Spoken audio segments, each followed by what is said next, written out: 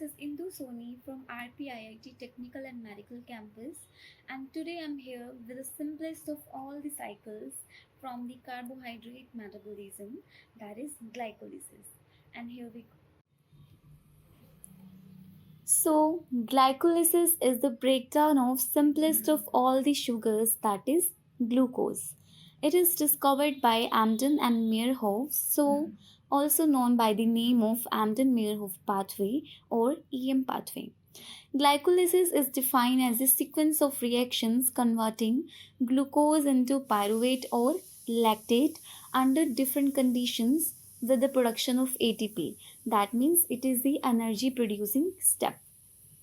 It is a catabolic type of reaction because complex molecule breaks into simple molecule here and production of pyruvate and lactate takes place under different conditions. If the conditions are aerobic, and that means glycolysis is undergoing under aerobic conditions, then end product will be pyruvate, and if the conditions are anaerobic, then end product will be lactate. Okay, then we come to the site of glycolysis. Glycolysis basically occurs in all type of cells of the body, and for those cells that are lacking mitochondria, for these type of cells glycolysis is the only and the ultimate source of energy, because they are lacking mitochondria and all the mitochondrial reactions, all the mitochondrial enzymes are lacking, so ATP production from any other cycle is not possible here. So glycolysis is the only source for the production of energy in the form of ATP in these type of cells. And the basic site for the glycolysis inside the cell is cytosomal fraction, because all the enzymes that are required for the completion of glycolytic cycles are present inside the cytosomal fraction. Okay. Next we come to the reactions of glycolysis. Glycolysis is basically divided into three type of reactions. First one is energy investment phase. Actually, energy investment phase comprises a lot of reactions in which we apply some energy. Okay, and then second phase is splitting phase, where complex molecule breaks into simple one. Okay, and next one is energy generation phase, in which all the reactions are involved, where ATP is getting produced. So, the first reaction from the energy investment phase is conversion of glucose into glucose 6-phosphate by the enzyme hexokinase, alternatively known as glucokinase as well. This enzyme works in the presence of magnesium ions and 1 ATP is consumed here. ATP phosphate group from the ATP is transferred to glucose, and the production of glucose 6-phosphate occurs in this step. Next reaction is conversion of glucose 6-phosphate into fructose 6-phosphate, as these are the isomers of each other. That's why this reaction is isomerization reaction. So the enzyme that works here is phosphohexose isomerase, and this enzyme also works in the presence of magnesium ion.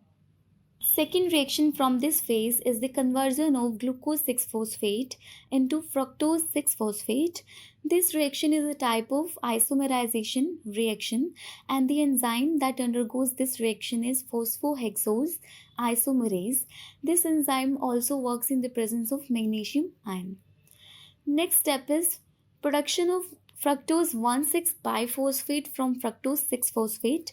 This enzyme that undergoes this reaction is also the kinase enzyme that transfers the phosphate group from one compound to the another. This reaction is also known as phosphorylation reaction, and the enzyme that undergoes this reaction is phosphofructokinase. It also consumes 1 ATP, and production of fructose 1,6-biphosphate occurs. Next phase is splitting phase, where fructose 1,6-biphosphate, that is a 6-carbon molecule, gets converted into 2 molecules of 3-carbon compound, that is glyceraldehyde 3-phosphate. This glyceraldehyde 3-phosphate can convert back into dihydroxyacetone phosphate, that is the isomer of this compound. This reaction is called as splitting reaction because here 6 carbon molecule is getting converted into 2 molecules of 3 carbon compound. Then this dihydroxyacetone phosphate gets converted into glyceraldehyde 3-phosphate according to the needs, according to the chain of other reactions, according to the requirements. They both get converted back to each other. Next phase is energy generation phase. Energy generation phase leads to the production of energy in the form of ATP or other compounds that are charged and produces energy further. So it is energy generation phase. And here first reaction, that is glyceraldehyde 3-phosphate dehydrogenation reaction. Here glyceraldehyde 3-phosphate gets converted into 1,3-biphosphoglycerate by the enzyme dehydrogenase, where NAD positive gets reduced to NADH. Okay. Next is 1,3-biphosphoglycerate that is produced in the first reaction of energy generation phase gets converted into 3-phosphoglycerate. So here the removal of one phosphate group takes place from the 1,3-biphosphoglycerate. So it is a dephosphorylation type of reaction where the enzyme phosphoglycerate kinase takes place, and this enzyme undergoes this reaction in the presence of magnesium ion, and one ADP gets charged back to ATP. Next reaction of this phase is 3-phosphoglycerate conversion into 2-phosphoglycerate.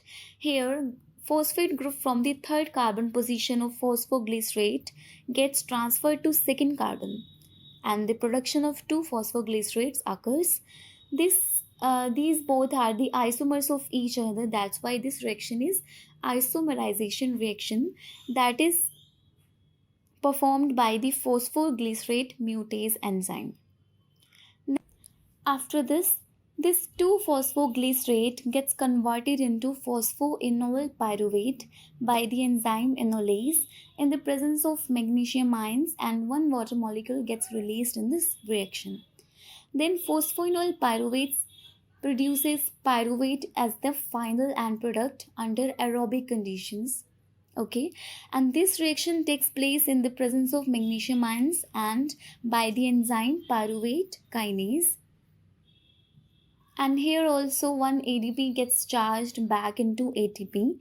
And finally, if the conditions are anaerobic and muscles are consuming the energy very fastly, so pyruvate gets converted into lactate by the lactate dehydrogenase enzyme. And these are the production of two type of end products in the glycolytic pathway: pyruvate under aerobic conditions and lactate under anaerobic conditions by the enzyme lactate dehydrogenase from the pyruvate. This is the brief description of glycolytic pathway. I hope this video will work and help you understand this topic. If you like this video, please subscribe to our channel, that is RPIIT Academics, for more videos like this. Thank you.